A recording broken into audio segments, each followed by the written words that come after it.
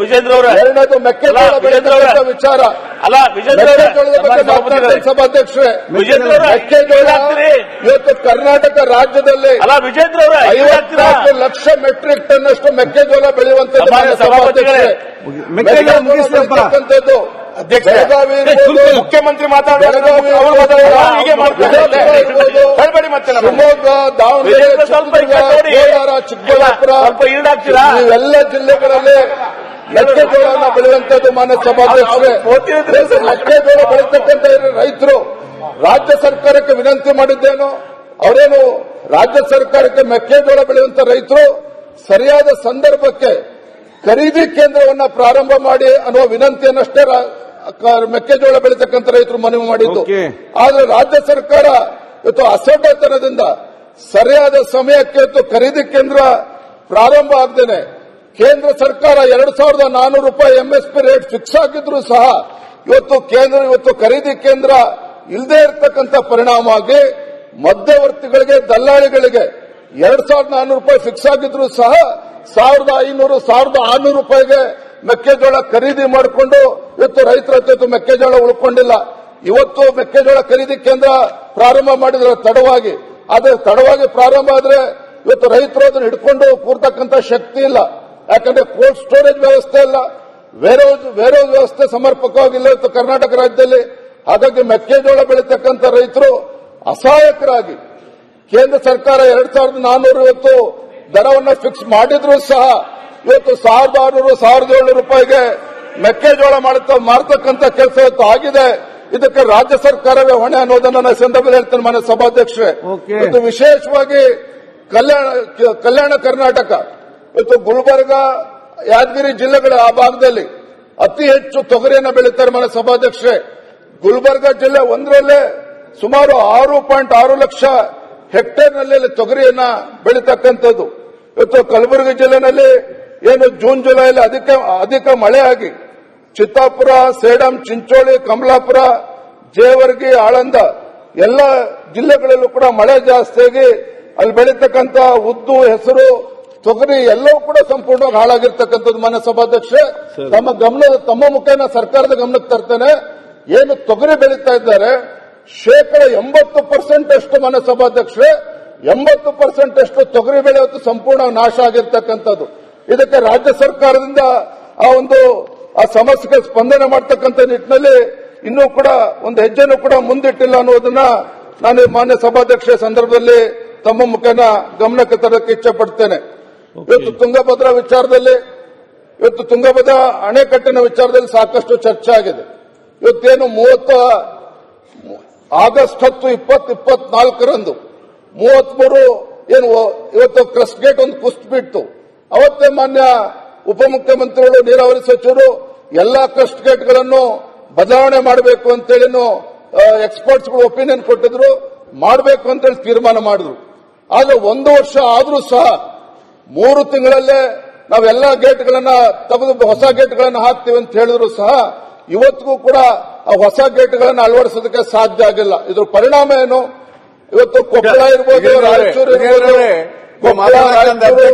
ಬಳ್ಳಾರಿ ಭಾಗದ ರೈತರು ಸ್ಟಾರ್ಟ್ ಆಗಿದೆ, ವಂಚಿತರಾಗಿದ್ದಾರೆ.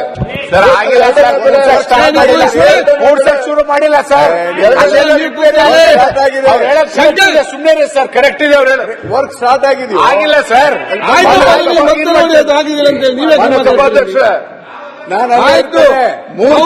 ನೀವೇ ಉತ್ತರ ಕೊಡ್ತೀವಿ. 3 ತಿಂಗಳಲ್ಲಿ ಎಲ್ಲ 33 ಕ್ರಸ್ಟ್ ಗೇಟ್ಗಳನ್ನ ಅಳವಡಿಸ್ತೇವೆ ಅಂತೇಳಿ ಆಶ್ವಾಸನೆ ಕೊಟ್ಟಿರ್ತಕ್ಕಂಥದ್ದು ಇವತ್ತು 1 ವರ್ಷ ಆಗ್ತಾ ಬಂದರೂ ಕೂಡ ಈಗ ಸದನ ಪ್ರಾರಂಭ ಆಗ್ತದೆ ಅಂತ ಹೇಳಿದ್ಮೇಲೆ ಮೊನ್ನೆ 1 ವಾರದ ಕೆಳಗೆ ಕ್ರಸ್ಟ್ ಗೇಟ್ ಅನ್ನ ಕೂರಿಸ್ತಕ್ಕಂಥ ಕೆಲಸ ಈಗ ಪ್ರಾರಂಭ ಮಾಡಿದ್ದಾರೆ.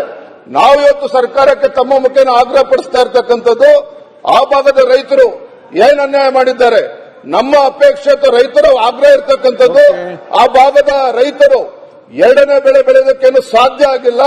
ಆ 2ನೇ ಬೆಳೆಗೆ ಆ ರೈತರಿಗೆ ಪರಿಹಾರವನ್ನು ಕೊಡುವಂತ ಕೆಲಸ ರಾಜ್ಯ ಸರ್ಕಾರ ಮಾಡಬೇಕು. 1 ಎಕರೆಗೆ ಕನಿಷ್ಠ 25,000 ರೂಪಾಯಿನ ಆ ಭಾಗದ ರೈತರಿಗೆ ಕೊಡಬೇಕು ಅನ್ನುವ ಒತ್ತಾಯವನ್ನು ಕೂಡ ಮಾನ್ಯ ಸಭಾಧ್ಯಕ್ಷರೇ ನಾನು ಈ ಸಂದರ್ಭದಲ್ಲಿ ಮಾಡೋದಕ್ಕೆ ಇಚ್ಛೆ ಪಡ್ತೇನೆ. ಮಾನ್ಯ ಸಭಾಧ್ಯಕ್ಷರೇ, ಇವತ್ತು ನೀರಾವರಿಗಳ ಯೋಜನೆಗಳ ಬಗ್ಗೆ ಯಾವ ರೀತಿ ಇವತ್ತು ಉತ್ತರ ಕರ್ನಾಟಕಕ್ಕೆ ಅನ್ಯಾಯ ಆಗಿದೆ ಅಂತ ಹೇಳಿ ಸಾಕಷ್ಟು ಚರ್ಚೆ ಆಗ್ತಾ ಇದೆ. ನಾನು ಈ ಸಂದರ್ಭದಲ್ಲಿ ಇರ್ತಕ್ಕಂಥದ್ದು, ಹಿಂದೆ ಬಿಜೆಪಿ ಸರ್ಕಾರ ಇದ್ದಾಗ ಯಡಿಯೂರಪ್ಪರಾಗಲಿ ಬಸವರಾಜ ಬೊಮ್ಮಾಯಿ ಮುಖ್ಯಮಂತ್ರಿಗಳಿದ್ದಾಗ ಕೃಷ್ಣಾ ಹಿನ್ನೀರಿನಿಂದ ಅಥವಾ ಈ ಭಾಗದ ನೀರಾವರಿ ಯೋಜನೆಗಳಿಗೆ ಹೆಚ್ಚು ಹಣವನ್ನು ಕೊಟ್ಟಿರ್ತಕ್ಕಂಥದ್ದನ್ನ ಈ ಸಂದರ್ಭ ನೆನಪು ಮಾಡಿಕೊಡೋದಕ್ಕೆ ಇಚ್ಛಪಡ್ತೇನೆ. ಇವತ್ತೇನು ಕೃಷ್ಣಾ ಮೇಲ್ದಂಡೆ ಯೋಜನೆ ಬಗ್ಗೆ ಇಷ್ಟೆಲ್ಲ ಚರ್ಚೆ ಆಗ್ತಾ ಇದೆ. ಇವತ್ತು 50-60 ವರ್ಷಗಳು ಕಳೆದರೂ ಸಹ ಯಾವ ಪ್ರಾಜೆಕ್ಟ್ 18-19 ಸಾವಿರ ಕೋಟಿಲಿ ಪ್ರಾರಂಭ ಆಗಬೇಕಾಗಿತ್ತು, ಇವತ್ತು 1 ಲಕ್ಷ ಕೋಟಿ ದಾಟಿರ್ತಕ್ಕಂಥದ್ದು. ಇವತ್ತು ಕೂಡ ಅದಕ್ಕೆ ನಾವು ಉತ್ತರವನ್ನ ಕಂಡುಕೊಳ್ಳಕ್ಕೆ ಇವತ್ತು ಕೂಡ ಸಾಧ್ಯ ಆಗಿಲ್ಲ. ಮಾನ್ಯ ಸಭಾಧ್ಯಕ್ಷರೇ, ನಾನಿಲ್ಲಿ ಪ್ರಮುಖವಾಗಿ ಉಲ್ಲೇಖ ಮಾಡ್ತಾ ಇರುವಂತದ್ದು, ಇವೆಲ್ಲವೂ ಒಂದ್ ಕಡೆ ಇರಲಿ, ಹಿಂದೆ ಬಸವರಾಜ ಬೊಮ್ಮಾಯಿ ಮುಖ್ಯಮಂತ್ರಿಗಳಿದ್ದಾಗ ಅವರು ಈ ವಿಶೇಷವಾಗಿ ಬೆಳಗಾವಿ ಜಿಲ್ಲೆ ಬಗ್ಗೆ 14 ಏತ ನೀರಾವರಿ ಯೋಜನೆಗಳಿಗೆ ಕ್ಯಾಬಿನೆಟ್ ಅಪ್ರೂವಲ್ ಅನ್ನು ಕೊಟ್ಟು ಟೆಂಡರ್ ಕೂಡ ಆಗಿರ್ತಕ್ಕಂಥದ್ದು. ಈ ಎಲ್ಲ ಯೋಜನೆಗಳು ಇವತ್ತಿಗೂ ಕೂಡ 10% ಪ್ರೋಗ್ರೆಸ್ ಕೂಡ ಆಗಿಲ್ಲ. ಕಾರಣ ಏನು? ಹಿಂದಿನ ಬಿಜೆಪಿ ಸರ್ಕಾರ ಕೊಟ್ಟಿರ್ತಕ್ಕಂಥ ಯೋಜನೆ ಅನ್ನುವ ಕಾರಣಕ್ಕೆ ಇವೆಲ್ಲವೂ ಕೂಡ ಇವತ್ತು ನೆನೆಗುದಿಗೆ ಬಿದ್ದಿರ್ತಕ್ಕಂಥದ್ದು ನಾವು ನೋಡ್ತಾ ಇದ್ದೀವಿ. ಇವತ್ತು ಇಂಗ್ಳಿ ದಿಗ್ಗೇವಾಡಿ ಬ್ರಿಡ್ಜ್ ಕೂಡ ಇವೆಲ್ಲವೂ ಕೂಡ ಅಪೂರ್ಣವಾಗಿ ಇದ್ಯಾವುದೂ ಕೂಡ ಕಾಮಗಾರಿ ಆಗದೆ ನಿಂತಿರ್ತಕ್ಕಂಥದ್ದು. 20% ಪ್ರೋಗ್ರೆಸ್ ಕೂಡ ಆಗ್ತಾ ಇಲ್ಲ. ನಾನು ತಮ್ಮ ಮುಖೇನ ಗೌರವಾನ್ವಿತ ಮುಖ್ಯಮಂತ್ರಿಗಳು ಕೇಳೋದಕ್ಕೆ ಇಷ್ಟಪಡ್ತೇನೆ. ನಮ್ಮ ಬೆಳಗಾವಿ ಜಿಲ್ಲೆ ಇರ್ಬೋದು, ಉತ್ತರ ಕರ್ನಾಟಕದ ಯಾವುದೇ ನೀರಾವರಿ ಯೋಜನೆ ಬಗ್ಗೆ ತಾವೇ ಹೇಳಿದ್ರಿ, ನಮ್ಮ ನಡೆ ಕೃಷ್ಣೆಯ ಕಡೆಗೆ ಅಂತ ಹೇಳಿ. ರಾಜ್ಯದಲ್ಲಿ ಕಾಂಗ್ರೆಸ್ ಪಕ್ಷ ಅಧಿಕಾರಕ್ಕೆ ಬಂದ್ರೆ ನಾವು 5 ವರ್ಷದಲ್ಲಿ 1.5 ಲಕ್ಷ ಕೋಟಿ ರೂಪಾಯಿಗಳನ್ನ ನಾವು ನೀರಾವರಿ ಯೋಜನೆಗಳಿಗೆ ಕೊಡ್ತೇವೆ ಅಂತ ಹೇಳ್ತಾ ಇದ್ರಿ. ಆದ್ರೆ ನಿಮ್ಮ ಸರ್ಕಾರ ಬಂದು ಅವಾಗಲೂ ಕೂಡ 5 ವರ್ಷ ಕಂಪ್ಲೀಟ್ ಮಾಡಿದಿರಿ. ಇವತ್ತು ಕೂಡ 2.5 ವರ್ಷ ಕಳೆದಿದೆ. ಪ್ರತಿ ವರ್ಷ ನಿಮ್ಮ ಆಶ್ವಾಸನೆ ಅಂತೆ ನೀವೇನು ಚುನಾವಣೆ ಸಂದರ್ಭದಲ್ಲಿ ಅಥವಾ ಪ್ರಣಾಳಿಕೆಯಲ್ಲಿ 1.5 ಲಕ್ಷ ಕೋಟಿ ಕೊಡ್ತೀವಿ ಅಂತ ಹೇಳಿದ್ರೆ, ಪ್ರತಿ ವರ್ಷ ಈ ವರ್ಷದ ಈ ಪೀರಿಯಡ್ ತೆಗೆದುಕೊಂಡ್ರು ಕೂಡ 2.5 ವರ್ಷ ಆಗಿದೆ. ಇಷ್ಟೊತ್ತಿಗಾಲ 75,000 ಕೋಟಿ ಕೊಡಬೇಕಾಗಿತ್ತು. 75,000 ಕೋಟಿ ಕೊಡೋದಿಲ್ಲ ಮಾನ್ಯ ಸಭಾಧ್ಯಕ್ಷರೇ. 20,000 ಕೋಟಿನೂ ಕೂಡ ಈ ಸರ್ಕಾರಕ್ಕೆ ಇವತ್ತು ಕೊಡೋದಕ್ಕೆ ಆಗಿಲ್ಲ ಅಂತಕ್ಕಂಥದ್ದು ದುರ್ದೈವ.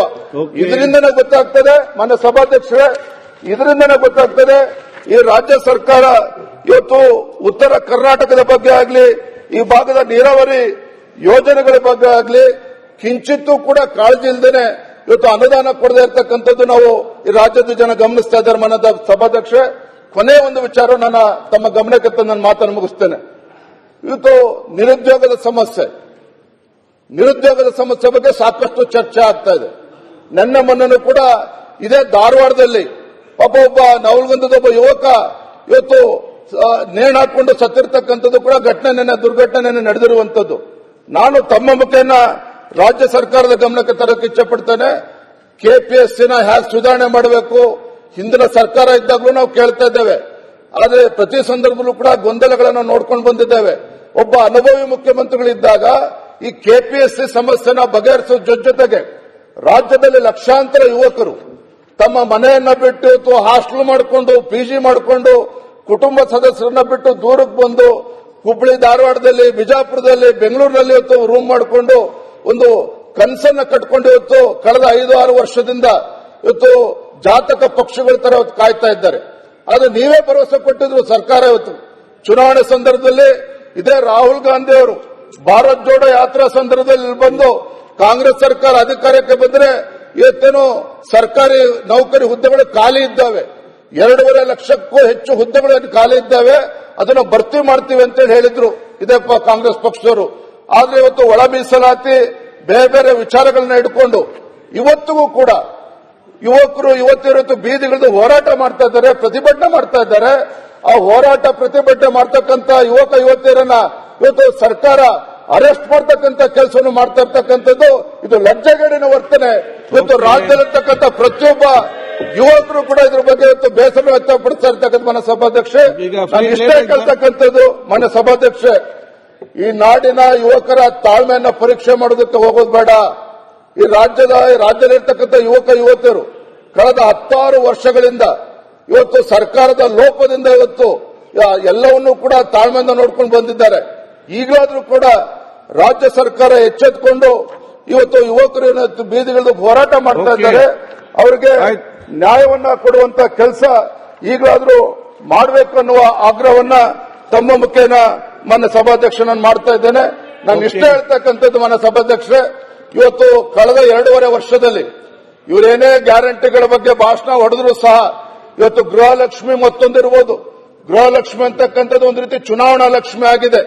ಲೋಕಸಭಾ ಚುನಾವಣೆ ಬಂದಾಗ ಬ್ಯಾಂಕ್ ಅಕೌಂಟ್ಗೆ ಹಾಕ್ತಾರೆ, ಜಿಲ್ಲಾ ಪಂಚಾಯತಿ ಚುನಾವಣೆ ಬಂದಾಗ ಅವಾಗ ಹಾಕ್ತಾರೆ ಹೊರತು ಇದು ಯಾವುದೂ ಕೂಡ ಸರಿಯಾದ ರೀತಿ ಜನರಿಗೂ ಕೂಡ ತಲುಪ್ತಲ್ಲ. ಇದ್ರ ಮಧ್ಯ ಇವತ್ತು ಶಾಸಕರಿಗೆ ಅನುದಾನ ಕೊಡ್ತಕ್ಕಂಥದ್ದಾಗ್ಲಿ ಎಲ್ಲ ವಿಚಾರದಲ್ಲೂ ಕೂಡ ಇವತ್ತು ರಾಜ್ಯ ಸರ್ಕಾರ ಎಡವಿರ್ತದಂತೂ ಗ್ರಾಮೀಣ ಅಭಿವೃದ್ಧಿ, ಶಿಕ್ಷಣ ಕ್ಷೇತ್ರ ಇರ್ಬೋದು, ಇವತ್ತು ಗ್ರಾಮೀಣ ಅಭಿವೃದ್ಧಿ ಇರ್ಬೋದು, ಎಲ್ಲಾ ರಂಗದಲ್ಲೂ ಕೂಡ ಇದು ಸಂಪೂರ್ಣ ವಿಫಲ ಆಗಿರ್ತಕ್ಕಂಥದ್ದು. ಈಗಲಾದ್ರೂ ಕೂಡ ಸರ್ಕಾರ ಎಚ್ಚೆತ್ತುಕೊಂಡು ಯಾರು ಎಷ್ಟು ದಿನ ಮುಖ್ಯಮಂತ್ರಿ ಇರ್ತಾರೆ, ಮುಂದೆ ಯಾರು ಮುಖ್ಯಮಂತ್ರಿ ಇರ್ತಾರೆ ಅನ್ನೋದಕ್ಕಿಂತ ಹೆಚ್ಚಾಗಿ ರಾಜ್ಯದ ಜ್ವಲಂತ ಸಮಸ್ಯೆಗಳಿಗೆ ಸರ್ಕಾರ ಸ್ಪಂದನೆ ಮಾಡುವಂತ ಕೆಲಸ ಸರ್ಕಾರ ಮಾಡಬೇಕು ಅನ್ನೋ ಆಗ್ರಹವನ್ನ ನಾನು ಈ ಸಂದರ್ಭದಲ್ಲಿ ಮಾಡ್ತಾ ಇದ್ದೇನೆ.